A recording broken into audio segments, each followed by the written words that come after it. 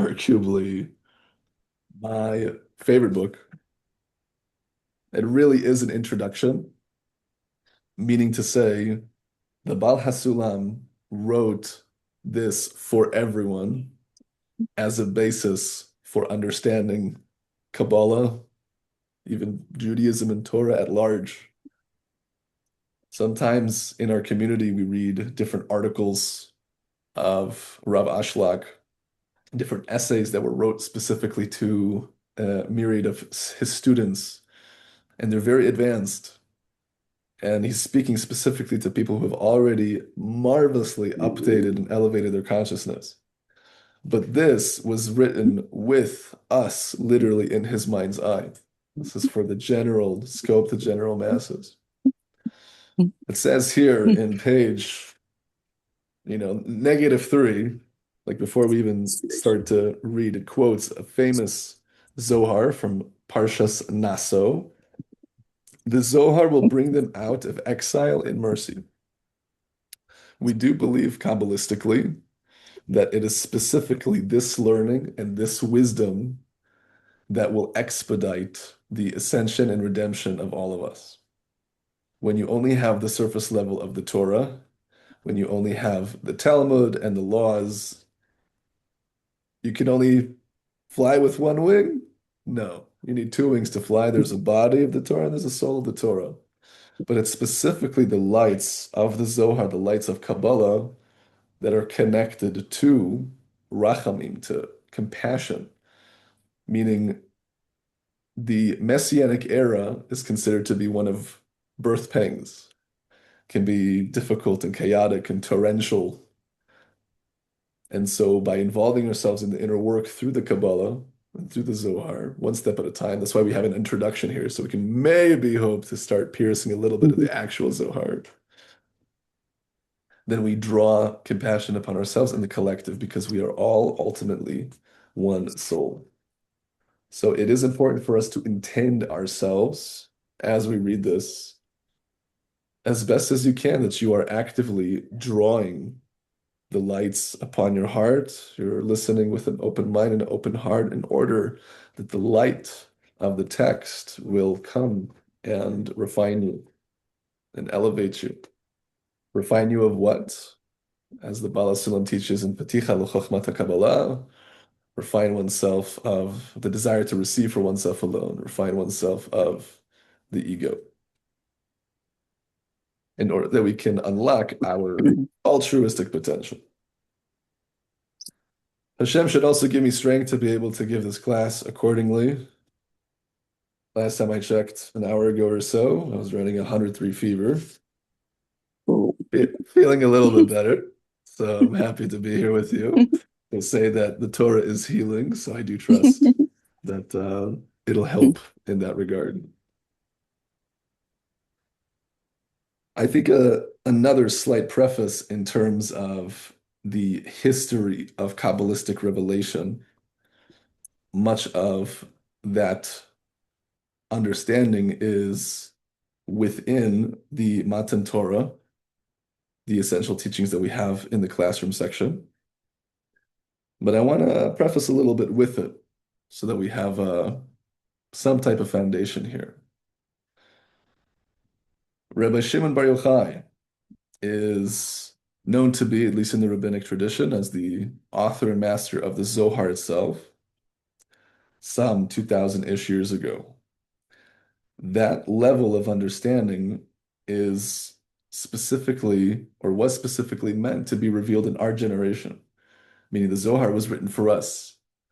That's why it's been revealed for us and continues to reveal itself to us, specifically now, more than ever. Big time skip, 1,500 years later, you have the Arizal, Rabbi Yitzchak Luria, of blessed memory, who spent much of his years in Egypt and then moved to Tzfat. He was the actual orator of the other primary text of the Kabbalah, the Eitz Chaim, Tree of Life.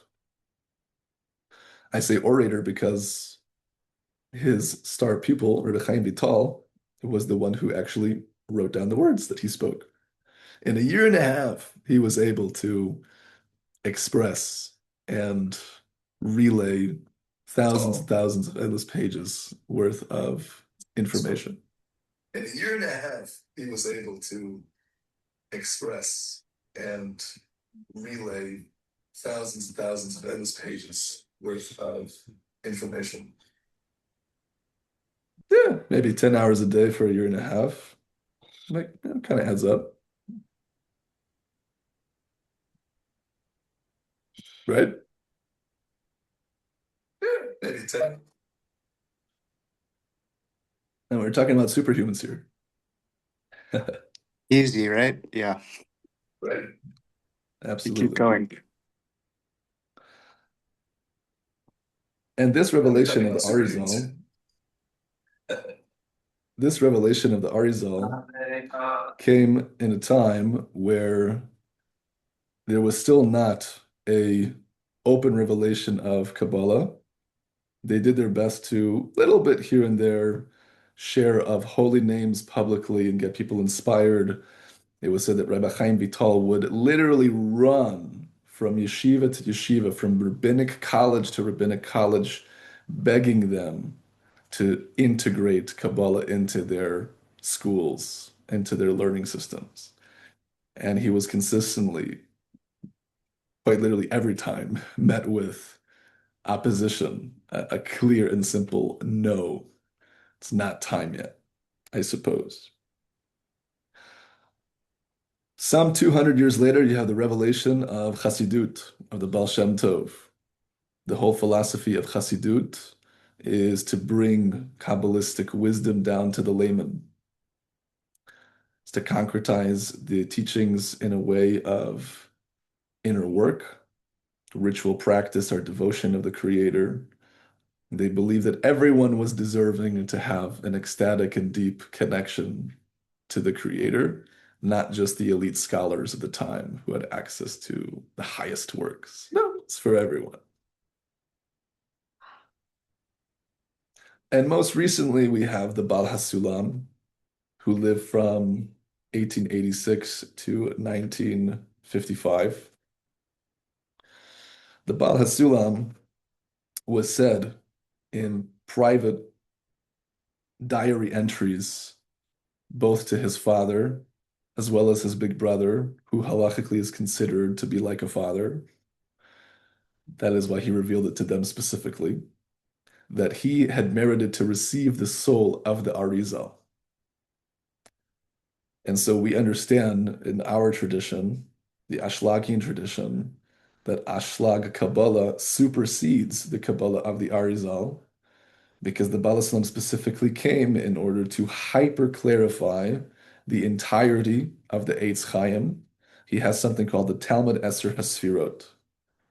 It is a literal Talmud of Kabbalah, 16 volumes, and it's a commentary on top of commentary on the Tree of Life, on the Eitz Chaim of the Arizal.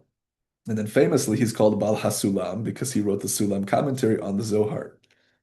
He was writing 18 hours a day for 10 years straight with carpal tunnel syndrome. And this was at the end of his life. This was from 59 to 69 years old and had experienced a couple of strokes during that time and had to decrease at some point towards the end of those years. Wrote a little bit less because of his condition, but he continued through and through. It is said that he knew prophetically a year ahead of time when he was going to pass, because it was known that one of his students asked him if he can purchase for him the arba minim, the four species for Sukkot, which they would always do for the Rebbe to save him the time. He's writing, he's teaching to go to the market and pick out. No, the students would do it for the rabbi. And he said, don't bother, hinting to he knew he wouldn't be around then. And indeed, on Yom Kippur, suddenly the cantor was frozen during the Haftarah reading of the book of Jonah, and he was frozen, and he couldn't continue. And the Baal Shalom was on his deathbed in the other room because the shul, the Beit Midrash, was in his home. And it was understood by everyone intuitively that he was frozen because he had to go into the room and read the last verse so that Rav Ashlag would then be released. Like that would be the last verse he heard, and that's exactly what happened. And so he left the world on the Holy of Holies, Yom Kippur itself. The Baal Shalom also revealed the language of root and branch.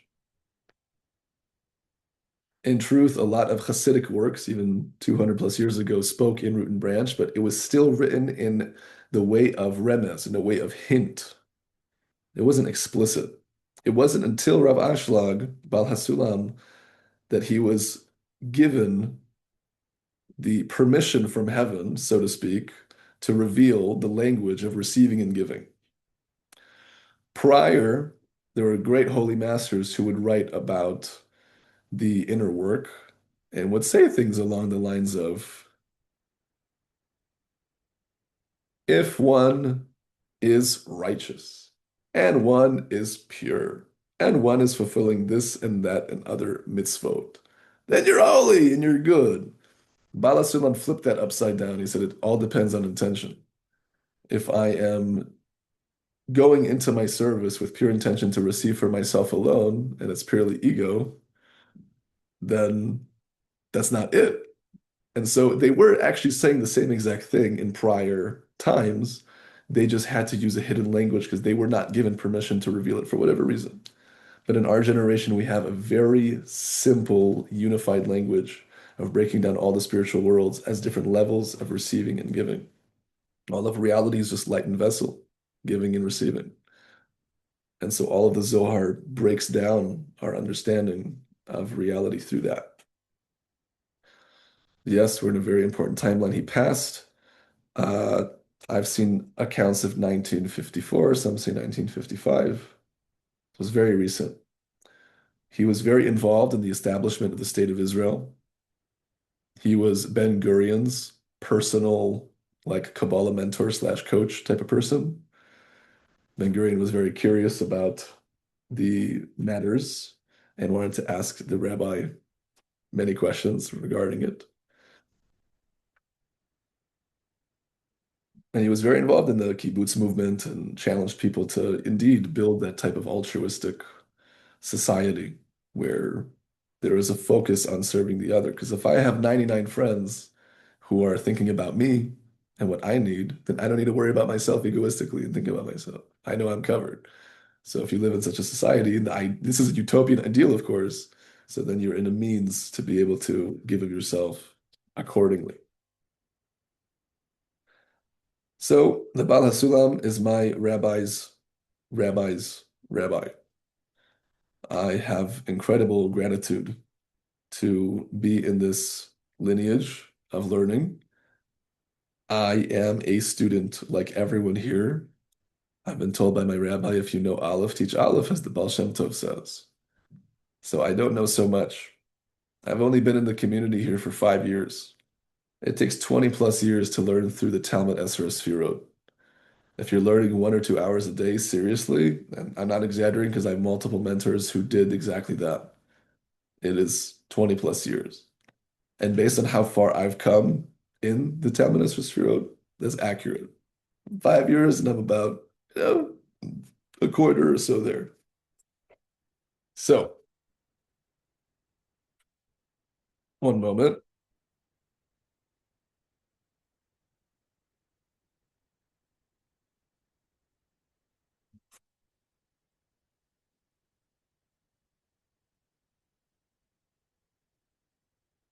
So many levels, degrees of intention now versus ego-driven, or is it one or the other? There's levels within levels and levels within levels within levels. It gets pretty detailed, but in short, there's receiving to receive, which is how we're born. There's giving to receive, which is the time of education, how you teach a child, give and do the chore and get the prize. And that's the majority of philanthropy and good deeds in the world. We're still at the consciousness of a child. We're not really doing an altruist. If we really checked out our intentions, we would see that we have invested interests. We're coming from some type of dependencies. We're feeling some type of lack. We're trying to get some type of heaven points, mitzvah points, whatever the case. So there's giving to receive. And then the quantum leap is the next level, which is giving to give. You're still receiving pleasure, but the other is the focus, not you. Whereas giving to receive, I'm still the focus, even though I'm giving to the other because I want to benefit. And the final level is receiving to give. You can receive the infinite light with pure intention to give joy, to give nachat, pleasantness to the Creator, because He wants to give to us. So the Bala Sulam opens up the introduction to Zohar with questions and inquiries. Shayalot v'hakirot. The publication prefaces here. Rabbi Ashlag begins his introduction to the Zohar by asking a series of fundamental philosophical questions about the nature of God, the universe, and humanity. Ultimately, he believes that a picture of creation informed by Kabbalah is the best framework to make sense of the questions and paradoxes that appear in the world. So he begins. In this introduction to Kabbalah, I would like to clarify certain ideas that might seem simple. People mention ideas, and much ink has been spilled explaining those ideas. He's referring to the philosophers. But people do not clearly and properly understand them. My questions are, what is our human essence? What is our role in the great chain of being, of which each of us is but a small link in that chain? When we examine ourselves, we feel that we are defective and low. We see how much we're filled with ego and chaos. There is little more despicable than we are. When we examine the Maker who made us, we ought to be superior and perfect. You would think a perfect creator would create perfected beings, as a perfect maker ought to make perfect things. Logic dictates that God is the great benefactor, and none are greater than him. Why has he created so many creatures who suffer and experience lack during their existence, and therefore pain and suffering? Good desires to bestow good, and certainly not to generate so much suffering. So how is the Almighty, who we say is the good who does good to the good and to the bad, the Tovu Metiv, how is it that he provides suffering in any capacity?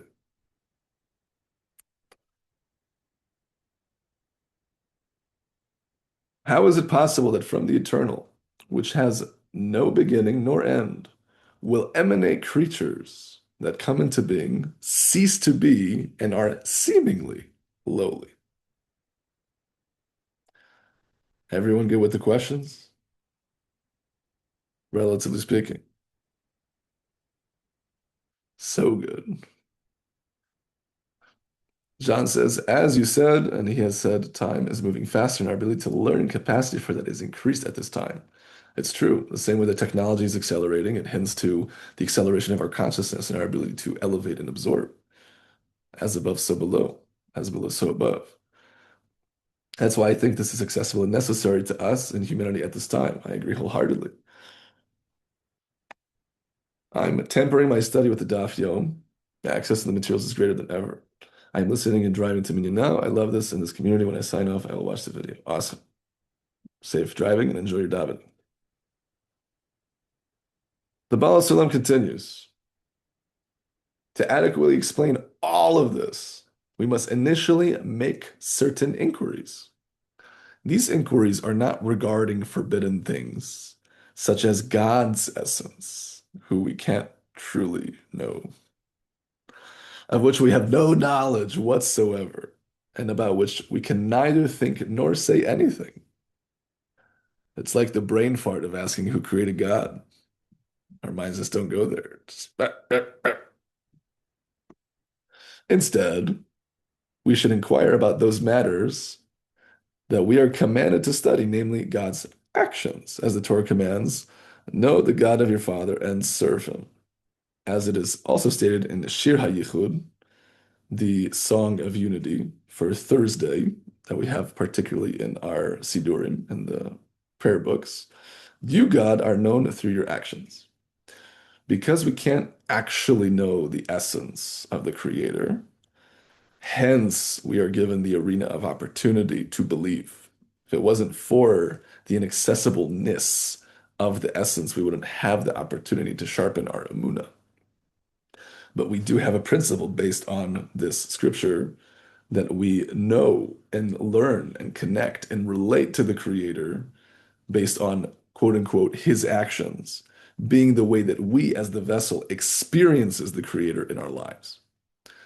It's an interesting point that every time that the Creator is mentioned throughout the Torah is not talking about the Creator. Not once does any name or expression of God, whether it's Yud Keh Vav Keh or it's Kel Shakai or it's Elohim, all these different names are specific expressions of Sfirot. One has to do with loving kindness, another is boundary and severity, another is compassion. It's how we experience the actions and expressions of the Creator's will, but it is not the essence in of itself. So not once is the Creator ever actually mentioned. Rather, it is only our experience of the Creator. It is from the vessel's perspective, not the Creator's perspective.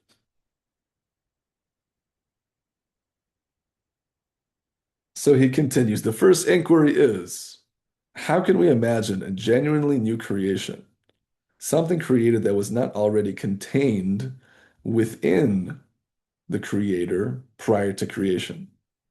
After all, it is clear to anyone who investigates that there was nothing that is not already included within him.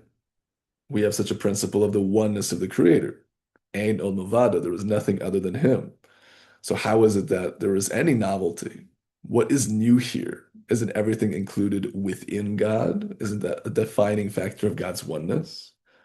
Furthermore, it is evident that nothing can produce what is not already contained within it. Good so far?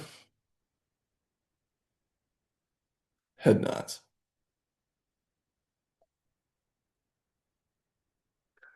The second inquiry is, let us grant that as an omnipotent being, the Creator can create ex nihilo, i.e., something completely new that is not already contained in any way in the Creator.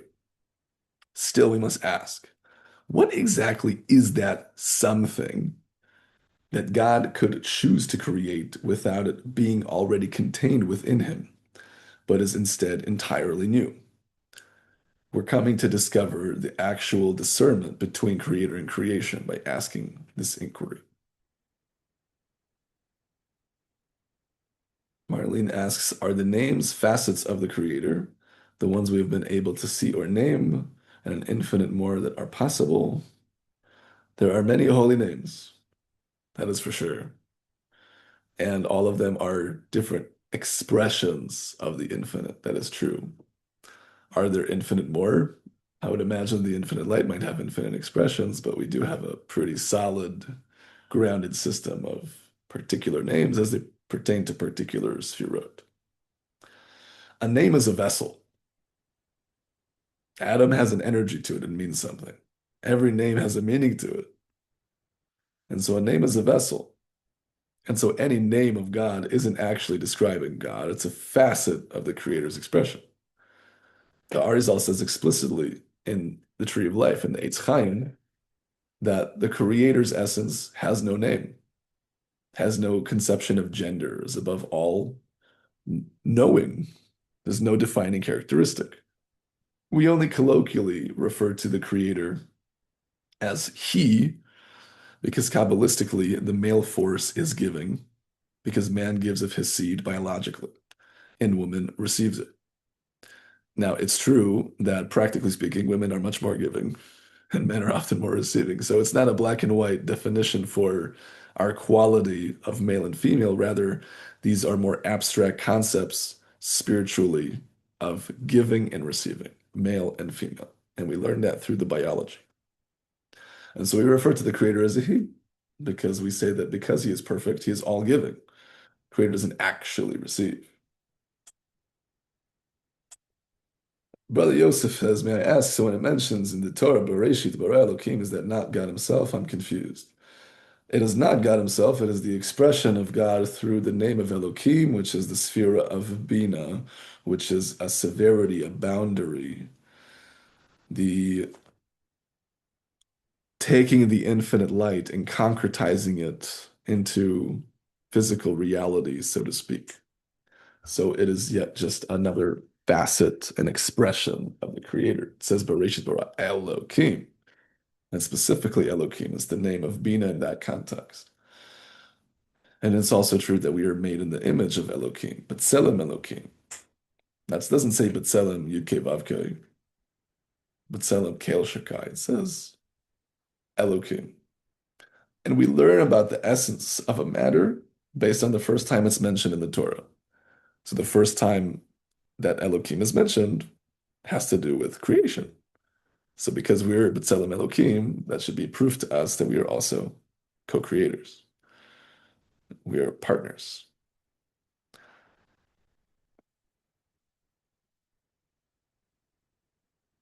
So again, every mention of God's names in the Torah are just how we, as the vessel, as creation, experience the expressions of the infinite. Perhaps we'll get more clarity as we continue. Bala Sulam continues, the third inquiry is, the Kabbalists say that the soul of man is a part of God above, a chelek Elokai mimal, as the sages say, such that there is no distinction between God and the soul. God is the whole, and the soul is the part. This is comparable to a stone honed from a mountain, quarried from a mountain, and that the only difference between the stone and the mountain is that the stone is a part of the whole mountain. The creator, so to speak, is the entirety, and the soul is a piece of that. We imagine a stone quarried from a mountain by an axe built for that purpose, such that the part is separated from the whole. But how is that possible in the case of God? How can a part be separated from him? How can we think of the soul only as a part of God's essence, Atzmuto Yitbarach? As a quick digression, the essence of God is actually higher than the notion of infinity. Even infinity is a concept that God created. For lack of better words, God is actually beyond infinite. That's why we have no words to describe. We refer to God as infinite only in a colloquial sense. One of the great Kabbalists, the Vilna Gaon, says it's actually heretical to even call God infinite, but due to lack of better words, it's like a permissible heresy because, okay, we don't really have anything else to attempt to describe the essence. But the essence actually emanates the infinite. The infinite has a nickname, Machshavat Abriya, the thought of creation. The same way you think about making a tea or a coffee, the omniverse in all of its detail is just a thought to God. No comprehension. The grandeur is like, wow. Chee. The fourth inquiry is the Sitra Achra, the other side, the forces of evil, and the Klipot, husks, a Kabbalistic expression for negative aspects of reality, are unimaginably distant from God's sanctity. How then could these emerge and come into being out of God's sanctity? Could it be that God's sanctity actually exists within them? Can it be that all evil and all husks in its innermost interiority actually holds also a spark of the Creator, and that's why it exists? The fifth inquiry relates to the resurrection of the dead. The body is contemptible, and from the moment of birth, it is already destined for death and burial. The Zohar even states in Parshas Truma 284, 457, that the soul cannot rise to its place in the Garden of Eden before the body has completely decomposed, leaving no trace. Because indeed, the lowest level of the soul is the nefesh. And it says the nefesh is most connected to the physical body. So until there is a full decomposition, the totality of the soul does not go back to its source. Sometimes that's to our benefit. It is known that going to, for example, the graves of righteous masters is a conducive place for prayer to the Creator. We are obviously not praying to the individual, God forbid. It is just that we have a greater super speed highway and connection there because in the merit of these righteous individuals, we are able to have a greater connection. Speaking from experience, whether it's the tomb of Rachel or it's the Machpelah, the cave where Abraham, Sarah, Isaac, and Rivka are buried, as well as Yaakov and Leah. Very, very special places.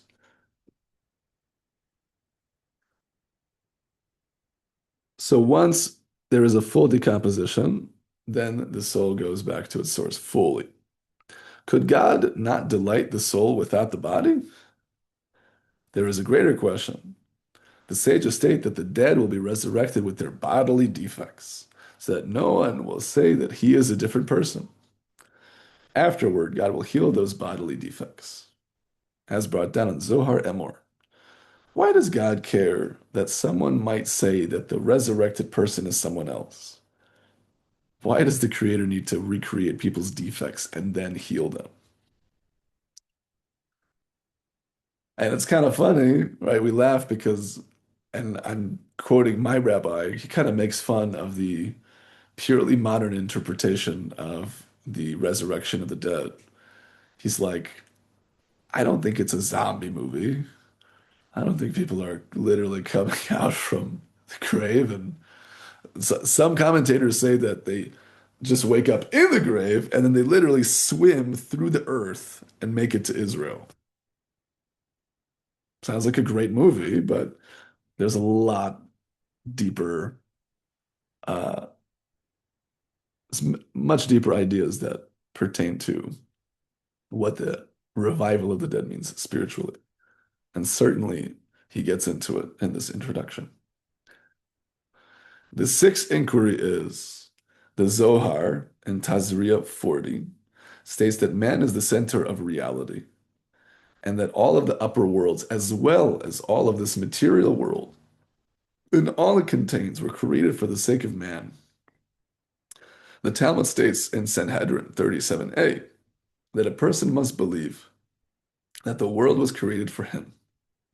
It seems difficult to understand that all of creation is for the sake of insignificant man, who is less than a hair's breadth compared to the whole of existence. This becomes even more difficult to understand when man is compared to the infinite and lofty upper worlds. Why would God bother to create all of them for man? And what does man need with all of this? John says, I just read that. Dig through the dirt until you get to Israel. What a beautiful concept to our desire to be in Israel. Yes, but digging through the dirt, the afar has to do with our desire to receive. So you climb through the dirt, you climb through the ego in order to make it to Israel, which is Yashar Kale, which is the altruistic consciousness. The resurrection of the dead. What is dead? Dead are the desires to receive for themselves alone. Because when we receive only egoistically, we disconnect ourselves from the Creator. When we're in a mode of giving, we're connected to the Creator because we have a similarity of form. And so the revival of the dead, just as a quick digression to give that perspective, means the revival of the vessels and desire of receiving. Because in the final and most elevated consciousness, we will receive in order to give. And so what normally separated me from God, being my ego, now the ego is fully transmuted. Now the ego is fully healed. And now I can receive altruistically. This is also based on the teaching in the Talmud that the angel of death, which is one of the many nicknames and synonyms for ego and the evil inclination and the Satan. Says in the end of time, the angel of death will become a holy angel. The reason being is that that which is purely receiving and egoistic will eventually be fully corrected. Because holiness, what is holy? Holy is unique, distinct, and separate. We refer to the Creator as holy, holy, holy, because he is the most unique, distinct, and separate, and he is an ultimate oneness. Because relative to the different modalities of creation, being the inanimate, the plant, the animal, and the speaking, and all these modalities of creation are, in essence, receiving their nourishment from above. And so the definition of holy is giving, because that is the unique and distinct characteristic of creation, because it is specifically that of the Creator and is not totally natural as it pertains to creation. Hence, the angel of death will be a holy angel, meaning it's an aspect of our own soul and inner being that is fully refined.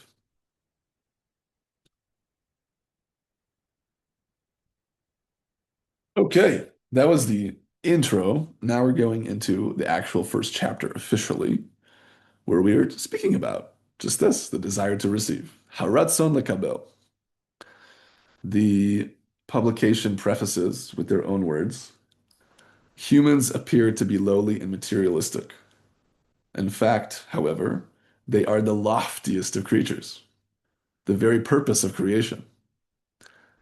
God longs to provide greatness and pleasure to his creatures, but greatness and pleasure stem from overcoming weaknesses and challenges of repair. Hence, humans were created with a lowly body and materialistic drives, the desire to receive, more specifically, to receive for oneself alone. The desire to receive is a beautiful thing. If we didn't have the desire to receive, we wouldn't work, we wouldn't cohabitate and create families, we wouldn't do anything, we wouldn't lift a finger. It is literally the raw energy material that keeps us moving. So when we're speaking about the desire to receive, in its lowliness, we're speaking specifically about receiving for oneself alone, which is the egoism, such that those could be overcome through a process of purification.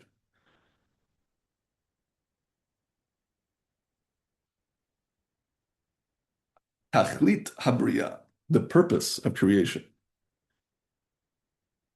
Section 4. If I'm not mistaken, this publication has 71 sections.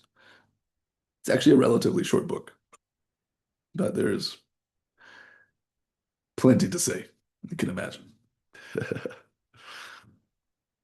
One strategy for answering these questions is to begin with the end, namely the end being the purpose of creation. After all, one cannot understand anything from the middle, only from its end. Clearly, every action has a purpose, since only an insane person acts purposelessly. It's always some purpose, some intention.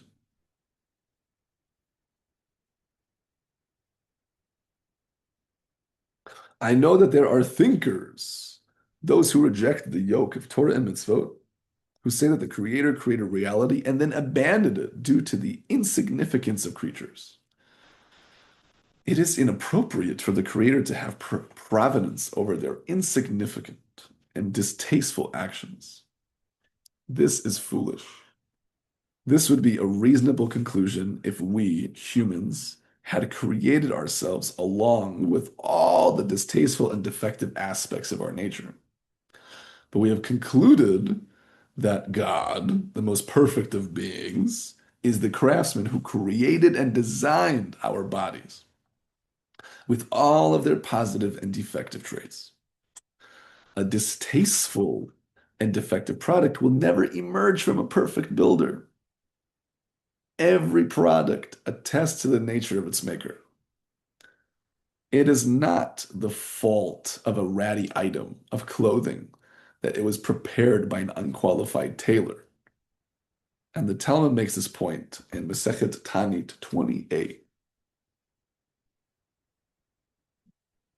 An incident occurred in which Rabbi Elazar, son of Rabbi Shimon, happened upon an exceedingly ugly person.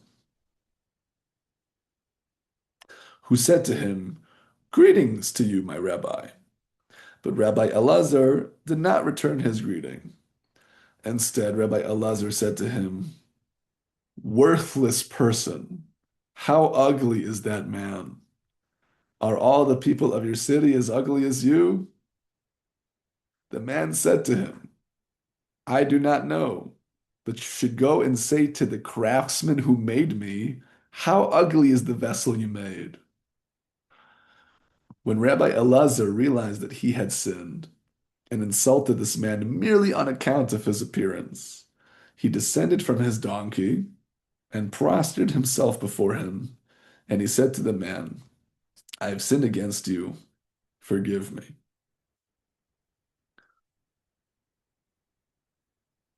When we learn Torah, any aspect of Torah within ourselves, which is a novelty of Rav Ashlich's style, Torah de Rishut HaYachid, it is the Torah of the personal domain. So I have an inner aspect called Rabbi Elazar, and I have this seemingly ugly aspect within me, and I am judging the ugly aspect within me. Perhaps this ugly aspect is referring to the desire to receive. But why would I judge the desire to receive as being ugly? Because it disconnects me from the Creator, but it's actually the purpose of creation. We want to receive in order to give. He wants to give us the infinite light. We just have to refine ourselves to be able to receive it. So to not acknowledge the essence, the fullest actualization of the matter, being that even our egoism will be fully corrected. So that is incorrect. A corrected thinking process would be to judge a matter by its end.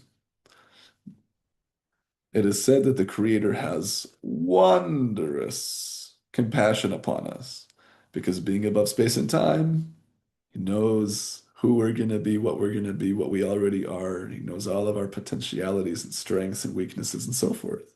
He sees the big picture. And certainly He's the one who incepted within us all of these challenges. So to what degree can we really take full responsibility? He's the one who incepted us with these qualities. Hence the bigger point here that a perfect craftsman cannot create an imperfect craft. And so even though we are seemingly lowly in the way that we judge or see ourselves in the surface level, it is a simple inaccuracy in the fact that it is not the end product. We do not judge a banana before it is fully ripened. The same way we should not judge children as they are still young and growing. And so to us, as big kids, still have plenty of ways to go in our development of self.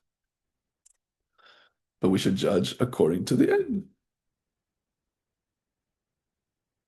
All is well that ends well, and if it's not well yet, it's not the end. Psst, beautifully said. Bala Sulam continues, these thinkers, the philosophers, claim that it is inappropriate for God to have providence over us and that He has abandoned us due to our lowliness and nothingness. This indicates only their lack of understanding. Imagine meeting a person who suggests creating beings who are destined to suffer and experience pain for all of their lives, much as we do. Moreover, that person plans to forsake them with no intention of offering his providence over them or assisting them in any way. We would certainly condemn and scorn such a person. Can we imagine saying such a thing about the necessary existent creator? Marlene asks, what would the end be? The end is the full correction of the soul. It is the consciousness of receiving in order to give. It is the full actualization of our altruistic potential. We are all destined for that full revelation of our highest consciousness. Question is, do we want to expedite the process through our inner work? We can arrive there through the path of light or the path of suffering. Indeed, the path of suffering also gets us to the end goal. One is the long path that's short. That's the path of light. The path of suffering is the short path that's long.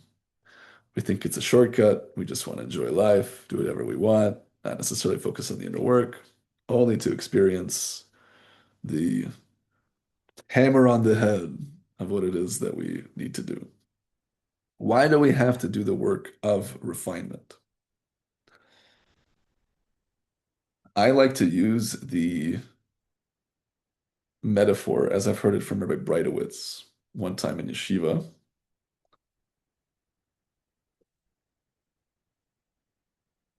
The creator could have created everything obviously perfect. There is a great intention to creating the system with all of these seeming defects and the klipot, the husks in the system of evil and all the refinement that we have to go through.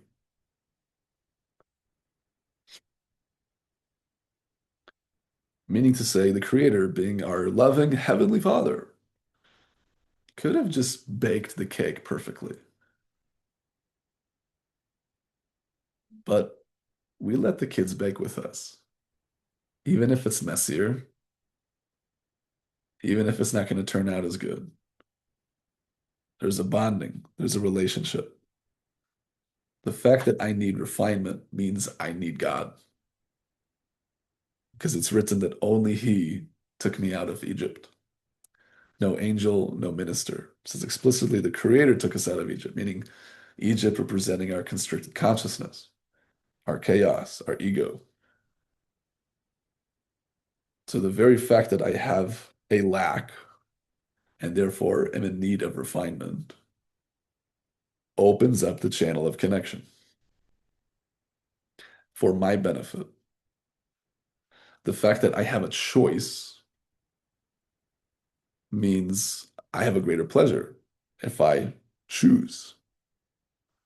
If I am obligated and I need to, I'm enslaved. There's not as much pleasure to the experience. And that is how we co-create by praying and asking to be in a part of the partnership. Vegetation was created on the third day. Man was created in the sixth, so to speak. Obviously, days are not days. These all refer to different spherot and spiritual levels, but let's take the surface level interpretation for the moment just to appreciate the principle. The vegetation was created, but it wasn't actualized until man was made to pray for the rain to come and cultivate the field.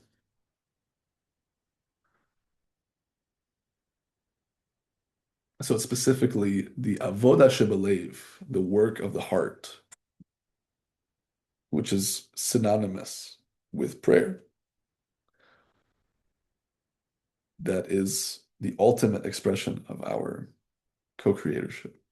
And it can be in the form of meditation and affirmation practice, but certainly just speaking out to the creator as if he's right here, right now, just in front of me, in my own mother tongue. Does that answer your question, Tanya? Awesome. Canis asks, is tikkun all about changing the intention to receive for oneself into the intention of bestowing? In the spiritual parameter, yes. That is how Rav Ashlag defines this work of correction, tikkun.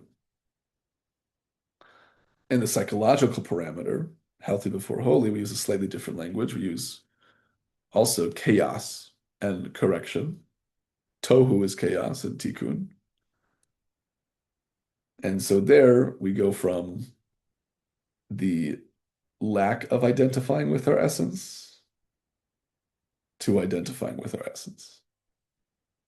Because if the truth is, I am my essence and I should judge myself according to my end, my final level, my final form for the Dragon Ball Z fans, then this is also a type of intention to bestow because the Creator wants to give goodness to me. And if I identify with my essence, which is unconditionally valuable, perfectly good, eternal, and whose purpose is in every moment, then I now believe I am worthy, being the fact that I am a piece of God, so to speak, to actually receive the light and the goodness that He wants to give me. So there's an interfacing of the positive psychology of the way I identify with myself to the spirituality of coming into bestowal. If I am already enough and I've been enough and I will be enough, I can actually give. If I'm coming from lack, then my actions of giving and kindness are generally coming from some type of dependency, some type of need for validation and the like. But if I'm full, I can actually give. Has the importance of the base psychological work as well. Luis, what is a practical application of giving? I struggle with the concept because the first thing that comes to mind are like donations, volunteering. Yeah, those are all good examples. But the best way to define giving in a subjective way for each and every person's inner work is that which is difficult. If it's easy for you to donate and you can throw dollar bills here and there, is it really giving? Are you giving to receive? It's still a form of giving. You're still regulating the habit of giving. But it's specifically if it's difficult. If there's a resistance point and you rise above that resistance and the desire to receive for oneself alone, let's say the last thing you want to do is volunteer and drive all the way to the soup kitchen, spend hours there. So because of that resistance point and you still do it, now that's considered giving.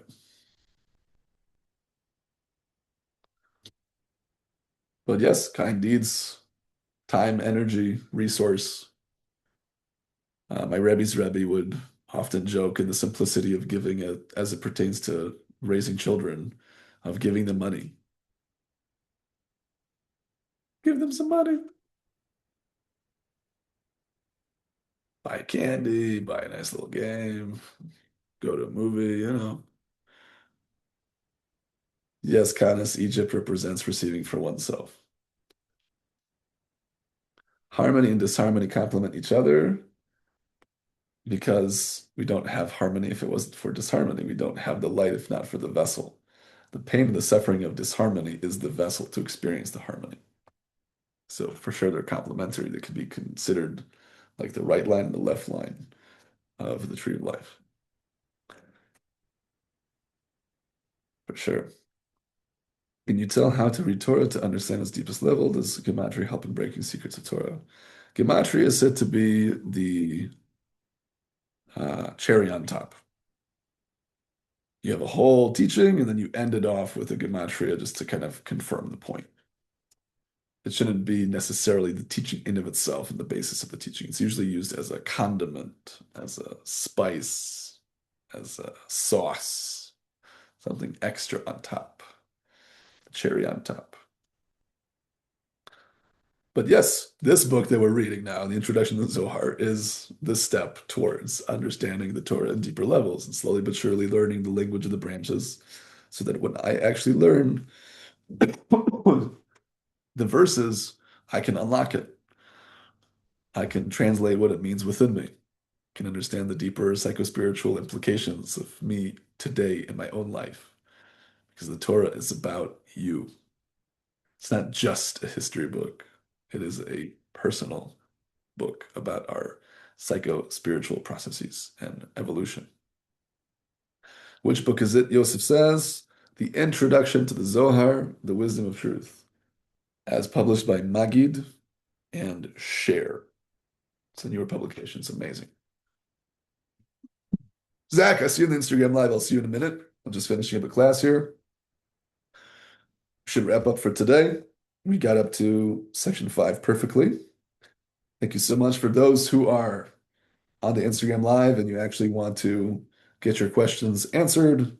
Please join the free Lion Tree coaching community. You can check out the link in my bio so that you can get in the loop for future classes and be a bit more in the field together.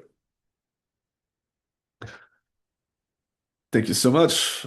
I definitely feel a lot better after teaching a class. Could you show the book again, please, to order it? Yes. Introduction to the Zohar, the wisdom of truth. Awesome. Wishing everyone abundant blessing, success, and goodness in all of your endeavors. Thank you for joining. We hope to upload it in a good time, just with Shabbat being tomorrow and whatnot. It'll be in the community. The recording, I mean. All the best.